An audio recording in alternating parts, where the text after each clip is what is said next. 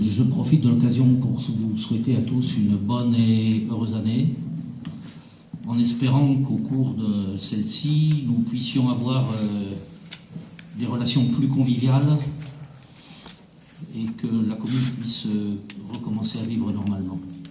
Voilà. Donc je vais procéder à l'appel. Donc Patrick Gervais, Hélène Lecoq, Michel Amar, Florence Truyet, Olivier Chapelle, Viviane Bonamy, André Olivet, Rosemarie Kravzik, Éric Vallon, Marie-France Barthélémy, procuration à Madame d'Allongeville, Jean Contat, Elisabeth Charrière, Julien Passioni, Séverine Boissé, Maria Boucher, Gilbert Chauvet, Daniel d'Allongeville, Michel Charrière, Véronique Morin, procuration à Madame Lecoq, Pierre Lecoq, Francis Serrano, Estelle Epo, Gérard Quercy, Isabelle Serriot, Frédéric Grosbueno, Cécilia Joubin, Luc Poncy. Voilà, donc le quorum est atteint, le conseil municipal peut se dérouler. Donc il est 19h33, la séance commence.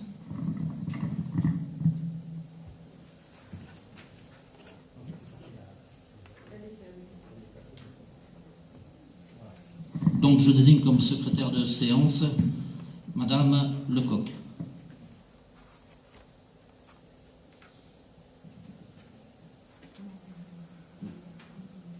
Donc nous allons passer à l'approbation, le temps que la feuille circule, nous allons passer à l'approbation du compte-rendu de la dernière séance.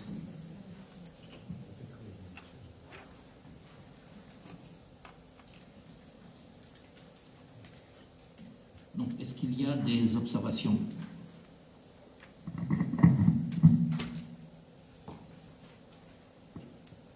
Qui est contre? Qui s'abstient?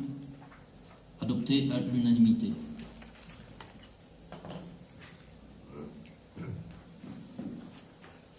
Approbation du procès-verbal de la dernière séance. Qui a des observations?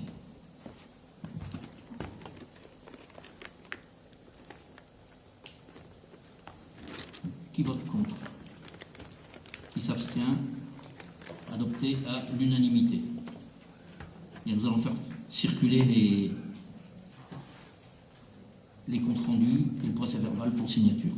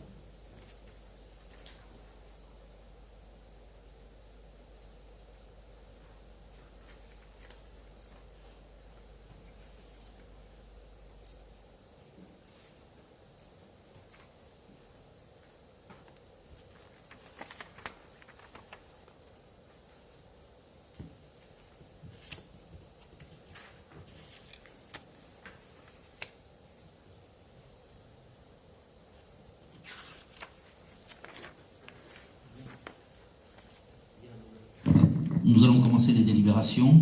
Je vous rappelle simplement d'éteindre vos téléphones portables et de ne pas les utiliser pendant la séance, s'il vous plaît.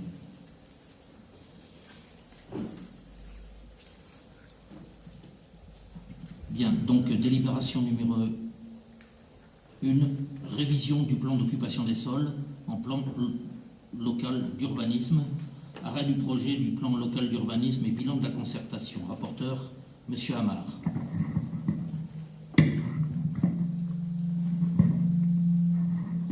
Bonsoir à tous et je vous adresse tous mes voeux pour 2021.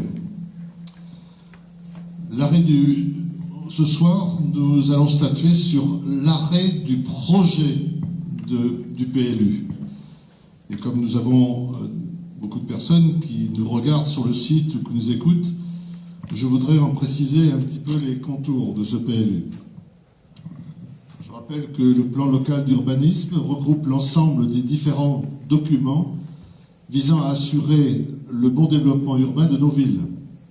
Il remplace les anciens POS, plan d'occupation des sols, et le règlement national d'urbanisme, le RNU, qui est actuellement en vigueur à Clarensac. Alors, si on parle d'intérêt du PLU, on dirait que ce PLU permet à chaque commune d'actualiser les défis environnementaux et les enjeux de l'urbanisation auxquels elle doit faire face. Il définit les règles applicables en matière d'usage des sols, de volumétrie, d'implantation des constructions, de stationnement ou encore pour le transport.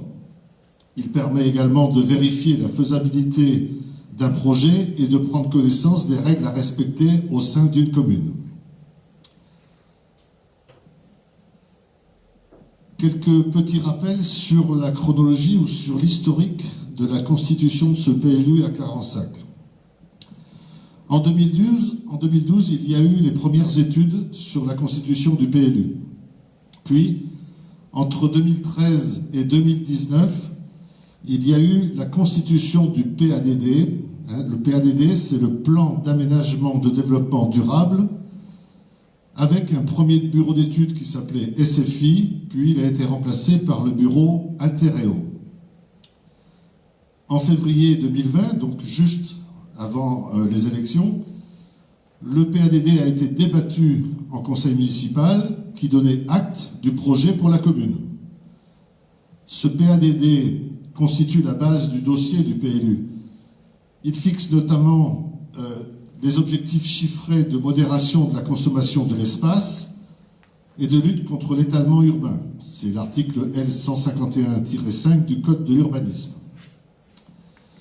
Dès notre prise de fonction et conformément à nos projets pour la commune, nous avons fixé une priorité sur la réalisation et la validation du PLU pour un objectif à l'été 2021. Compte tenu de cet objectif, nous n'avons pas remis en cause le PADD débattu au cours du mandat précédent, considérant que cela retarderait encore et pour plusieurs mois la réalisation de ce PLU, et que par ailleurs, qu'il avait été établi conformément aux règles républicaines. L'objectif donc de mi-2021 est certes ambitieux, mais nécessaire pour doter la commune d'un règlement et d'objectifs bien définis. Il faut, d'une part, maîtriser l'urbanisme ou l'urbanisation et réduire l'étalement urbain tout en maintenant une offre diversifiée en matière d'habitat. Il faut renforcer l'attrait communal en préservant l'identité du village, préserver également et valoriser le patrimoine environnemental, écologique et paysager. Quels ont été les axes de travail des élus, qu'ils soient majoritaires ou non, qui, avec le bureau d'études Altereo et associés, ont guidé nos choix? Donc, en complément de ce que je viens de dire, c'est la préservation de l'espace existant, de l'espace agricole, la lutte contre l'étalement urbain, en sachant que cet étalement urbain, c'est une directive de l'État qui souhaite à limiter cet étalement. L'État souhaite densifier plutôt que s'étaler et ainsi préserver les espaces agricoles et les espaces naturels. Il fallait également garder une coupure entre Clarensac et Saint-Côme. Là aussi, c'était une directive de l'État. Lutter contre les risques, et notamment les risques d'inondation, pour notre village qui est soumis à un PPRI strict. Vous savez que Clarensac a déjà subi des inondations très importantes et pour cela, il faut veiller à ne pas construire n'importe où. Il faut favoriser l'habitat, en particulier les logements dits aidés ou sociaux. Je rappelle que Clarensac est toujours en déficit de logements sociaux et doit s'acquitter chaque année d'une pénalité financière. Pour l'année 2020, sachez que cette pénalité était de 33 011 €.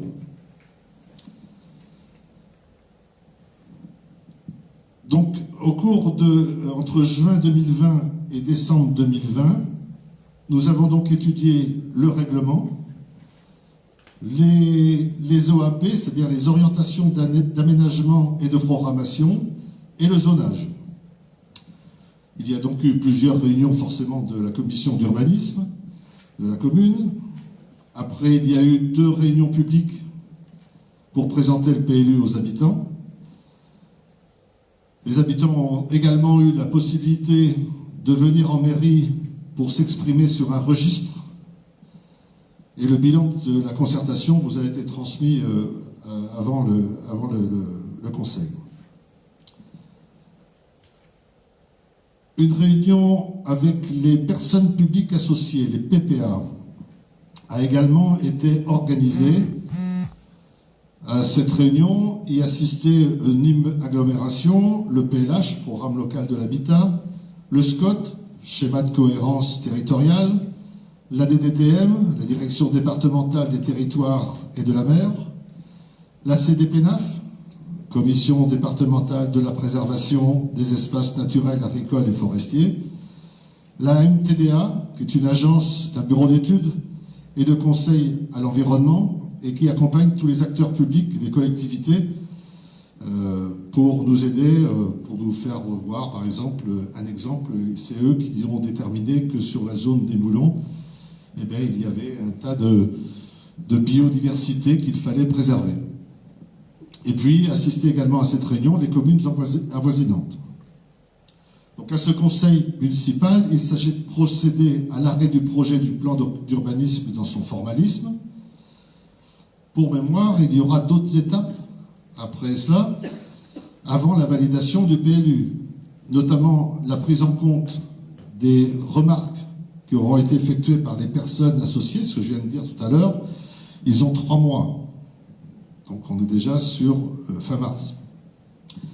Ensuite, il y aura la désignation d'un commissaire enquêteur qui va pouvoir consulter pendant 1 mois. Il aura ensuite 1 mois pour rendre son compte-rendu. Ça permettra bien sûr à chaque Clarensacoise et chaque Clarensacois de s'exprimer, de faire des remarques et de donner un avis.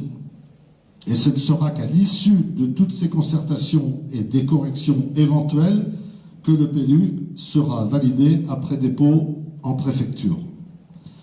Voilà le processus. Vous n'avez pas ici forcément le texte, les règlements, etc.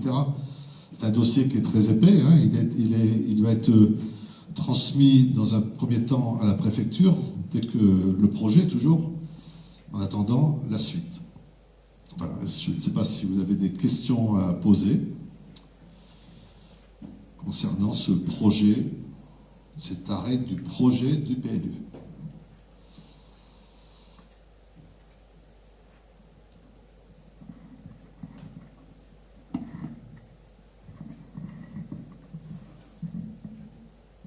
Bien, il n'y a pas de questions. Donc, lors de ce vote, monsieur et madame Lecoq ne participeront pas à ce vote, donc ne seront pas votants, car ils sont partie prenante dans le dossier du PLU.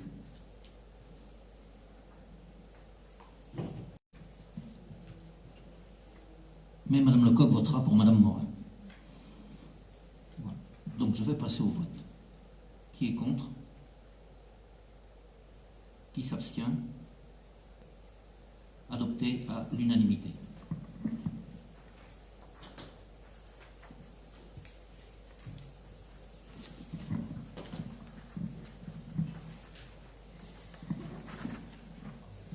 Donc, délibération numéro 2.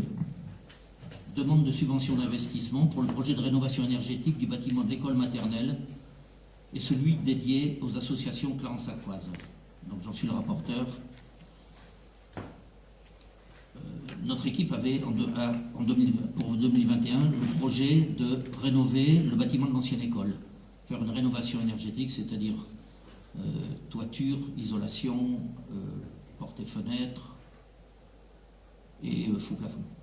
Voilà. Électricité également a été rajoutée là-dessus et chaudière certainement.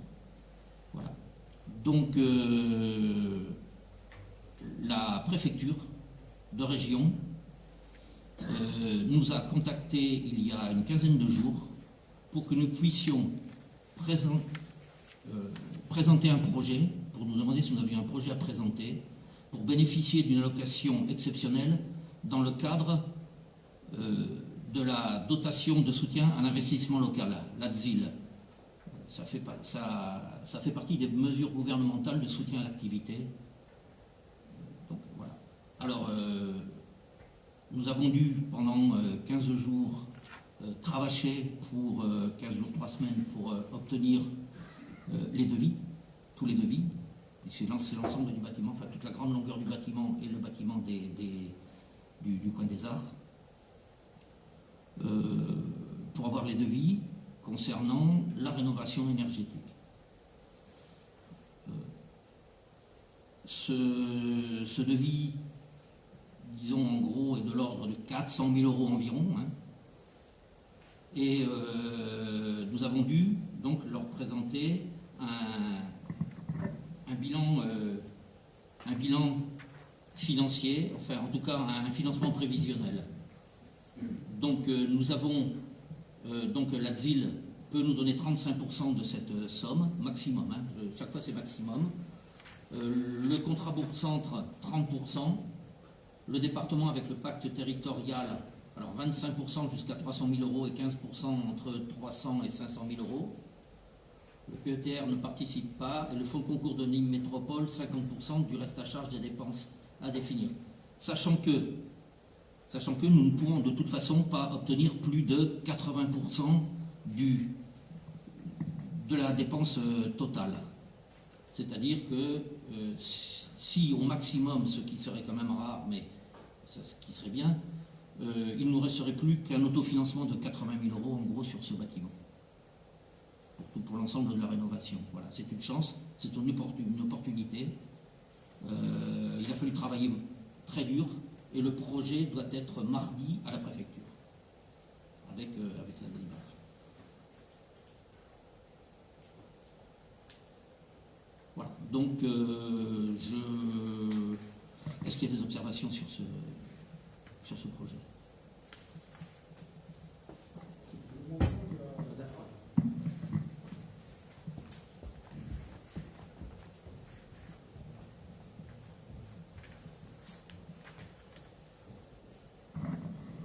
Bonsoir à tous. Oui, le montant des travaux a été augmenté puisqu'il était à 360 000 lors de la commission. Oui, environ. D'accord. On vous a dit à la commission qu'on attendait encore des devis. Oui. Et voilà. On a reçu le devis d'isolation d'une autre entreprise. Ces devis, on les a majorés de 10% de manière à être sûr de pouvoir être dans les coûts. Voilà. D'accord. C'est ce qu'on avait relevé lors de la commission. Bien sûr. Ok, merci. Oui, après, ça peut augmenter pour la chaudière, ça peut augmenter. En fait, travaillant sous l'urgence, ils nous acceptent des financements, un plan de financement prévisionnel, à condition qu'on fournisse les devis. Bien, s'il n'y a pas d'observation, je vais passer au vote.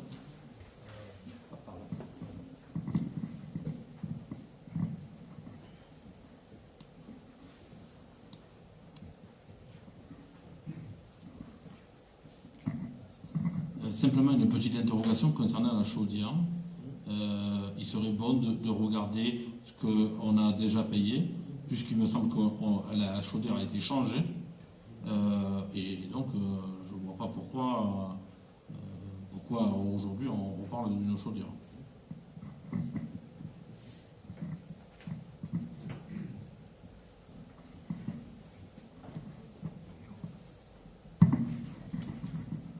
Premièrement, parce que c'est une chaudière au gaz. Donc, dans la rénovation énergétique, nous compterons passer en. Peut-être, c'est pas. La chaudière, c'est pas fait. On n'a pas. Pour l'instant, on donne des devis et on fait des études. Voilà. Donc, rien n'est figé. Mais si on change la chaudière, ce sera une bonne opportunité pour passer en panneau photovoltaïque et en autoconsommation pour le bâtiment. Voilà. Dans ce cadre-là, sachant que toutes ces subventions ne sont obtenues que parce qu'on fait de la rénovation énergétique. C'est dans ce cadre-là. Voilà. Mais effectivement, la chaudière, on met un devis pour obtenir des subventions et on voit ce que l'on fait. Voilà. Donc, il y a d'autres questions. Donc je vais passer au vote. Qui est contre? Qui s'abstient? Donc adopté à l'unanimité.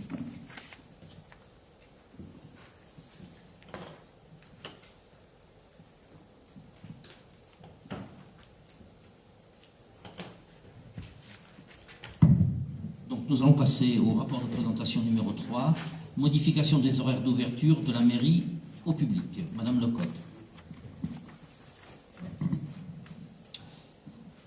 Donc par cette délibération, il est proposé aux membres du Conseil plusieurs modifications des horaires d'ouverture de l'accueil au public afin de les adapter encore mieux aux besoins des habitants.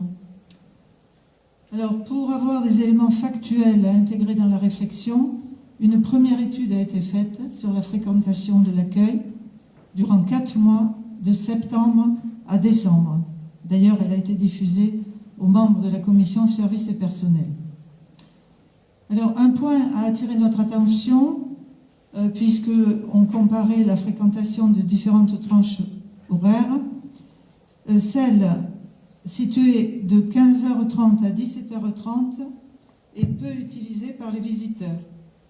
En moyenne, il y a 1,25 visiteurs par jour seulement, alors que durant les autres tranches, il y en a entre 2,4 et 4,1 fois plus.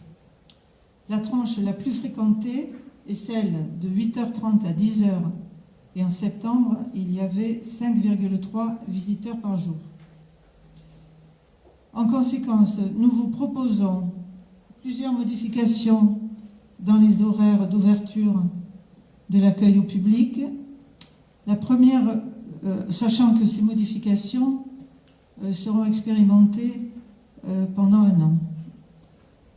Donc la première modification, c'est de supprimer donc, comme je disais tout à l'heure, l'heure d'ouverture en fin d'après-midi, c'est-à-dire entre 16h30 et 17h30 du lundi au mercredi, sachant que le vendredi, ça s'arrêtait déjà à 17h15, donc c'est 45 minutes qui sont supprimées, puisqu'il y a l'arrêt aussi à 16h30.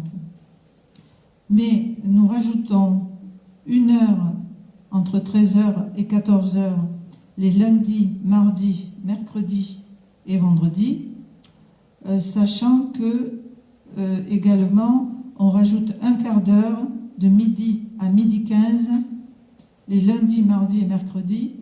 Le vendredi, ça s'arrêtait déjà à 12h15. Non, ça s'arrêtait à midi. Je regarde les anciens horaires. Donc, c'est prolongé aussi jusqu'à 12h15. Voilà. Alors, j'ajoute qu'une démarche d'amélioration des services a déjà démarré en 2020, qu'elle va se développer en 2021 avec l'implication de l'ensemble des agents et des élus, et que la commission, évidemment, services et personnels et le conseil en seront informés périodiquement. Donc, une commission services et personnels s'est tenue le lundi 4 janvier sur l'évolution de ces horaires d'ouverture, de l'accueil des habitants. Alors, certains membres de la commission ont été d'accord avec la proposition, d'autres ont exprimé des interrogations, voire des réserves. Je pense qu'ils vont les exprimer ici. Mais avant de vous donner la parole, je dois vous rappeler que la délibération qu'on vous présente aujourd'hui concerne les horaires d'ouverture de l'accueil du public. Et donc que les interventions ne doivent porter que sur ces horaires et non sur ceux des agents, parce que la réglementation nous interdit de l'aborder dans cette instance, puisque d'autres organismes sont faits pour ça.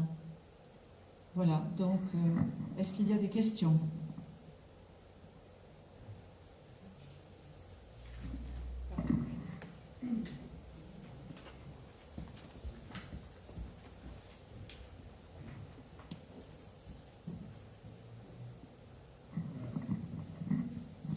Oui, bonsoir. D'abord, première remarque sur l'invitation au conseil municipal qui nous a été remis vendredi.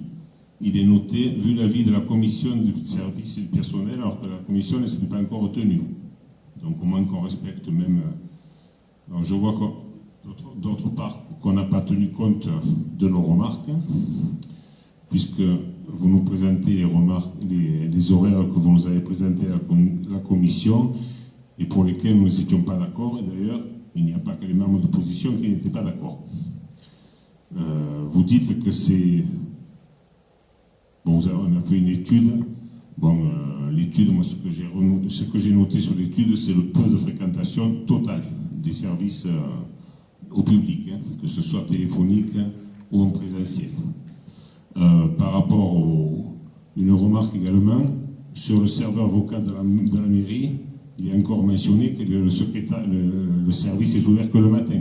Il faudrait peut-être rectifier, il y aurait peut-être un peu plus de monde dans l'après-midi aussi. Parce que quand on appelle le serveur, il est marqué que la mairie est fermée l'après-midi encore, depuis le Covid du mois de mars. Après, voilà, bon, on a dit, on ne parle pas des horaires du personnel, qui sont ceux des horaires d'ouverture au public. Mais nous, ce que nous déplorons, c'est la fermeture toute la semaine à 16h30. On aurait pu évaluer et permettre une fermeture plus tardive, au moins un soir dans la semaine, pour permettre aux gens qui ne travaillent pas sur la commune d'être présents.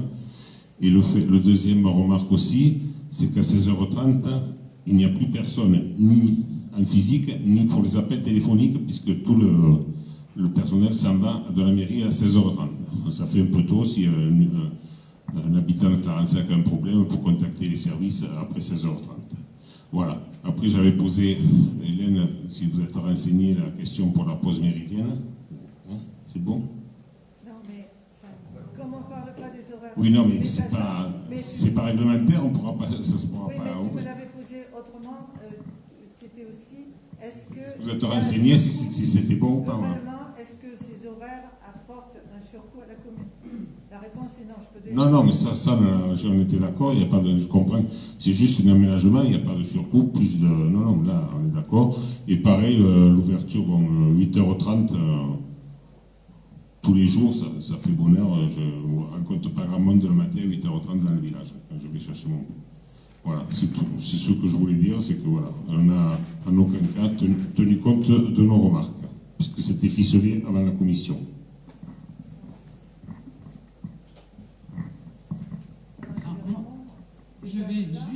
Je vais compléter ce que dit Luc.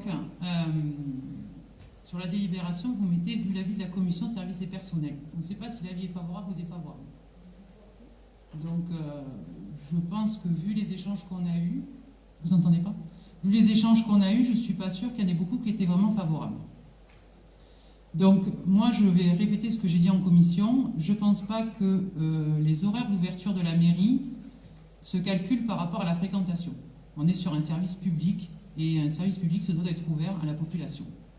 Donc, quand on ferme une mairie à 16h30, ça me paraît quand même un petit peu tôt.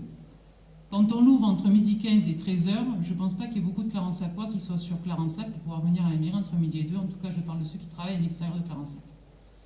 Donc, effectivement, comme le dit Luc, je pense qu'effectivement, ce qui s'est dit en commission n'est pas du tout retranscrit sur la délibération.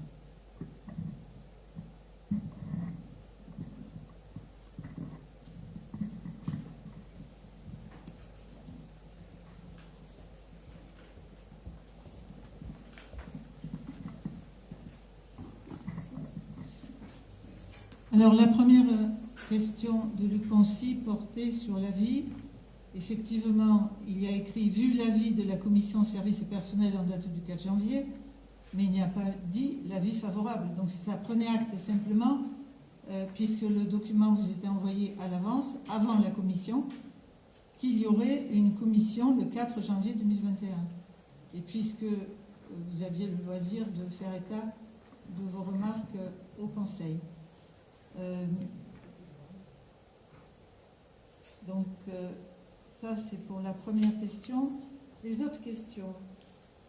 Effectivement, vous aviez demandé est-ce que c'est possible d'avoir une ouverture jusqu'à 18h au moins un soir par semaine? Alors, plusieurs remarques. Première chose, l'étude n'était pas assez précise pour savoir exactement où se situait la baisse de fréquentation. C'est pour ça que je vous ai dit c'est expérimental et qu'on fera une étude plus précise. Mais ce qu'on constate, c'est que l'accueil des habitants se fait de plus en plus à distance, puisque pendant la même période, il y a eu 935 visites, mais 1239 appels. Et notamment en septembre, le mois le plus chargé, il y a eu 265 visites et 479 appels. Et nous pensons que ces appels téléphoniques peuvent être reportés plus facilement d'une tranche horaire à l'autre. Et d'ailleurs, quand vous dites il n'y a personne qui viendra à la mairie entre de midi à midi 15 ou de 13h à 14h, par contre, c'est un bon créneau pour téléphoner quand on est un actif et qu'on travaille, puisque les actifs ont des pauses méridiennes à ce moment-là. Ensuite, effectivement, certaines personnes préfèrent l'accueil physique à l'accueil téléphonique, mais si on regarde le profil de ces personnes, ce sont en très large majorité des personnes qui sont libres dans la journée. Donc, elles peuvent effectivement déplacer leurs visites, leurs horaires de visite, à condition bien sûr que les informations soient bonnes. Donc je retiens effectivement la remarque qui est de dire que le service vocal de la mairie ne donne pas la bonne information, effectivement. Donc nous le corrigerons. D'autres questions? Oui.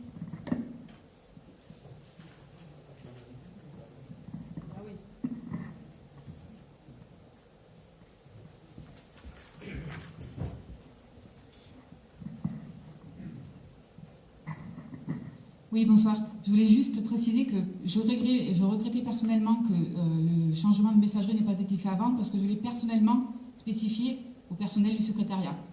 Voilà. J'avais contacté la mairie et donc je me suis rendu compte que le message indiquait que les services étaient ouverts que le matin, et on m'a confirmé que non, et que c'était pas grave, c'était pas à elle de mettre la messagerie à jour. Ça aurait été bien qu'elle fasse passer l'information quand même.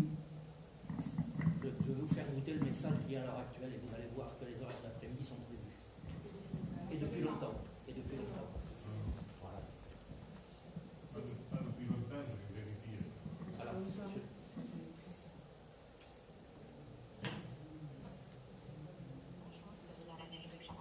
Les heures d'ouverture sont du lundi au mercredi de 8h30 à midi et de 14h à 17h30.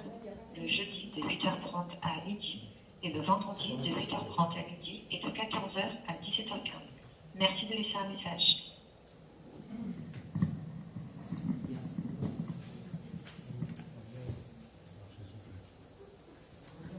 Bien, je voudrais revenir aussi sur le fait que quand on dit que les horaires d'ouverture de la mairie sont les horaires du personnel, c'est faux. Hein, je vous le dis, c'est faux. Voilà. Comment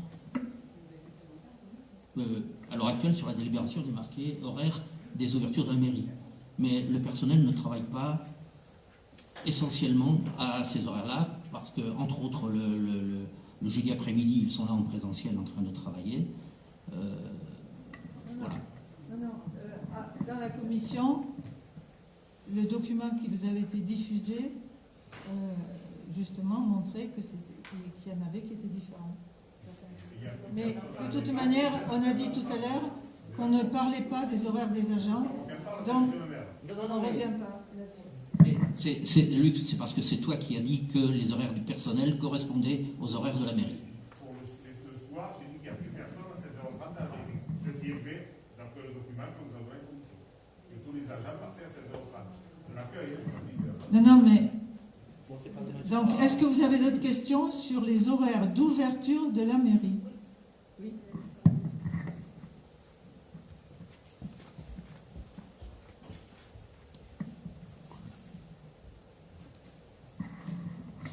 Oui, je suis juste surprise de voir que pendant la période pendant laquelle vous avez fait l'étude, il y a quand même un mois de confinement, ce qui réduit fortement la fréquentation, puisque les gens ne se déplaçaient pas. Et puis je pense que justement, les consultations, les appels téléphoniques ont augmenté. C'est bien lié aussi à la situation. Donc je ne pense pas que ce soit des paramètres à évaluer et puis à généraliser, comme vous le faites en disant ces horaires sont adaptés aux besoins et au mode de vie des usagers. Je pense qu'on est dans un contexte atypique, ce qui justifie aussi cette diminution des fréquentations. Bon, après que vous souhaitiez les adapter au contexte, c'est une chose, mais que vous disiez que là, c'est adapté aux besoins et au mode de vie, ça ne me paraît pas vraiment correct en tout cas, puisque ce n'est pas le cas sur le village.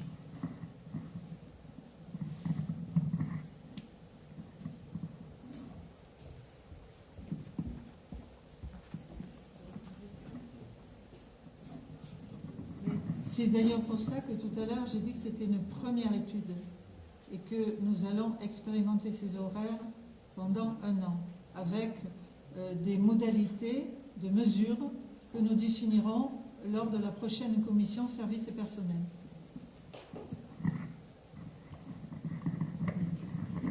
Je voudrais aussi préciser que jusqu'en août 2018, les horaires étaient jusqu'à 18h.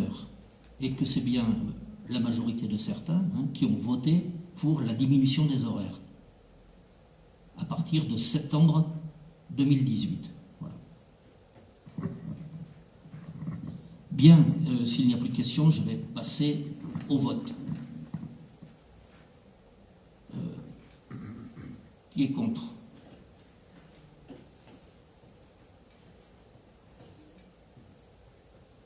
Qui s'abstient? Adopté à l'unanimité, à la majorité, pardon. Donc, contre M. Gros-Bueno, donc Mme Joubin, Mme Serriot, M. Quercy, Mme Epo et M. Poncy.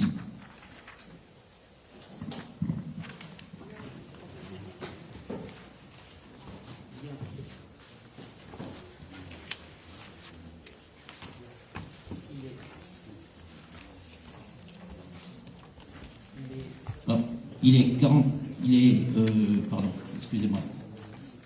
Il est 20h14, la séance est levée.